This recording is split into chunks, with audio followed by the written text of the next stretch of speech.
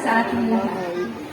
Isang maligaya at mapagpalang araw ang hatid kong pagbati sa inyong lahat, 10 ng aking mga kasamahang magsisipagtapos ngayon. Bilang kinatawan ng buong grade 12 graduating students batch 2023 and 2024, ay nais naming ipahatid ang isang mainit na pagtanggap sa lahat ng mga bisitang nagsumikap na makarating ngayong umagang ito. Sa ating Assistant School Division Superintendent, Joe P.F. Valqueza, sa ating minamahal na punong guro ng PNHS, Mr. Ramon M. Abracia, good morning, sir. Sa lahat ng junior high school and senior high school teaching and non-teaching personnel, sirs, madams, good morning po. Sa mga minamahal naming magulangin, magandang umaga po sa inyong lahat. At sa ating guest speaker, Miss Cristel Villaflor. Magandang umaga po and welcome po. Tuloy po kayo sa aming paaralan. Isang karangalan na kayo ay aming mabati ng may galak sa puso at nag-uumapang na kasiyahan. Dahil ngayon, ang isa sa mga di malilimutang pangyayari ng aming buhay, ang aming pagtatapos ng sekundarya. Tunay ngang isang pinagpalang araw ang araw na ito, hindi lamang para sa aming mga mag-aaral, lalo't ngayon din sa mga nagpupunyaging mga magulang. Mga gabay sa araw-araw at suporta sa lahat ng panahon at pagkakataon. Ang pagtatapos na ito na may temang Kabataang Pilipino para sa matatag na kinabukasan ng bagong Pilipinas ay isang hamon para sa ating lahat na magsisipagtapos.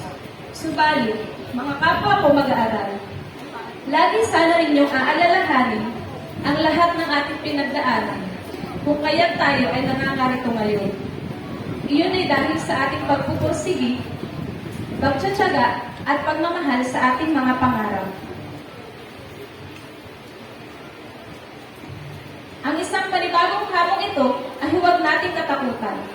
Bagkus, gawin natin itong lakas. Gamitin natin itong ating mga pakpak upang tayo ay tumaas papunta sa kung nasaan ang ating mga pangarap.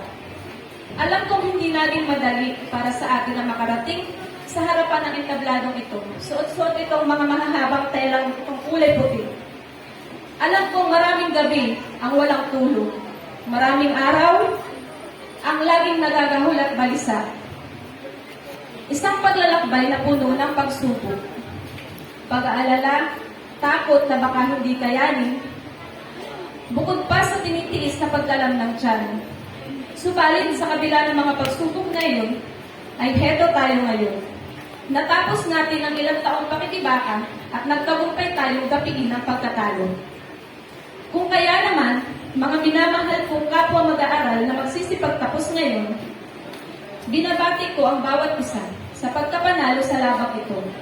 Labang para sa pamilya, labang para sa pangarap, at labang para sa bayan at sa hinaharapang mga henerasyon. Hayaan ninyong maglahad ako ng aking kwentong buhay. Sa mga hindi po nakakakilala, ako po ay 30 years old na, and bakit ako nandito ngayon sa harapan ninyo? Ito ay dahil sa isang pangarap na hindi ko natupad nung bata pa ako. Isang pangarap na pinagkait sa akin ng panahon at ng pagkakataon. Ako po ay pamilyadong tao na at may 3 anak na. Pero may mga pangyayari sa buhay ko na nagbigay ng chance na baguhin dahil gusto ko, dahil pumasok sa isip ko na hindi pwedeng ganito, hindi pwedeng lagi na lang akong ganito. Paano yung mga anak ko? May pagkakataon na nagkasakit yung anak ko, tapos pandemic, tapos hindi kami makaalis, tapos walang-wala akong pera. Tapos nagkumbulsyon na siya, talagang kala namin patay na, bumigay na talaga.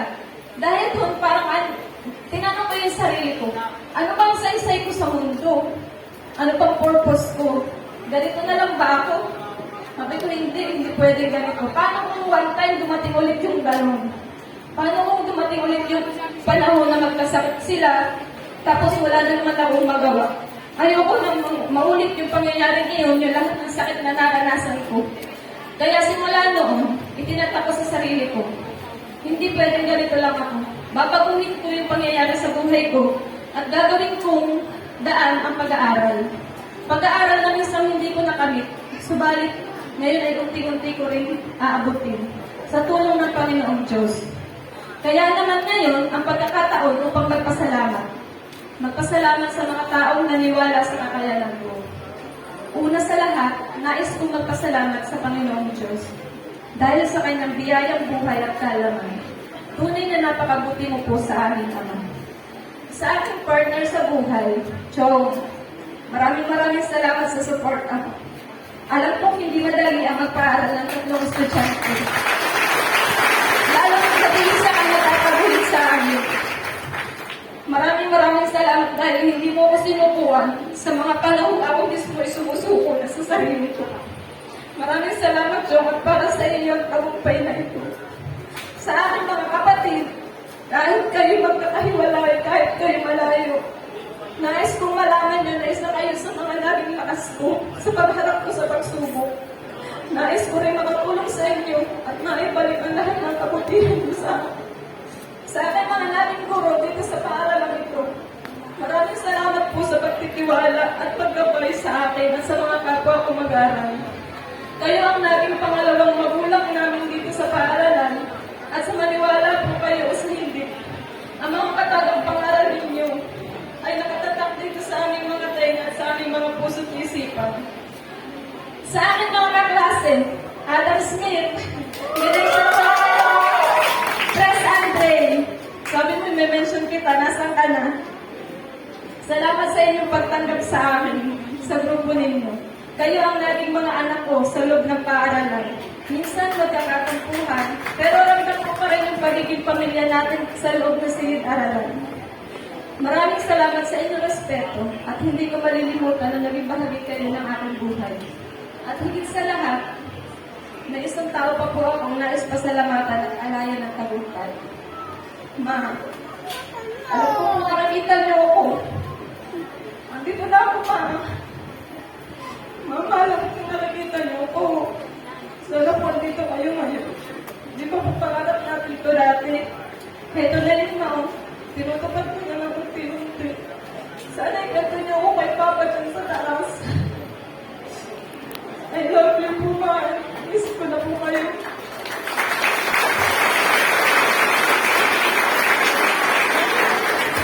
Ang buhay natin sa mundong ito ay isang paglalakbay. Ngunit sa ating paglalakbay, may mga taong ipinadala sa atin upang tayo ay gabayan at magsilbing inspirasyon. Ayon kay San Juan chapter 10 verse 10 to 11, dumating ako upang ang mga tupa ay magkaroon ng buhay at magkaroon ito ng sagana. Ako ang mabuting pastol. Ang mabuting pastol ay nag-aalay ng kanyang buhay para sa mga tupa. Ang paglalakbay na ito ay patungo sa buhay na masagana.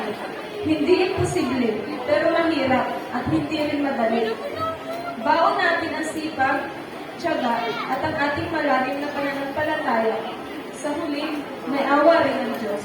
Muli, maraming salamat at tuloy po kayo sa Congo National High School.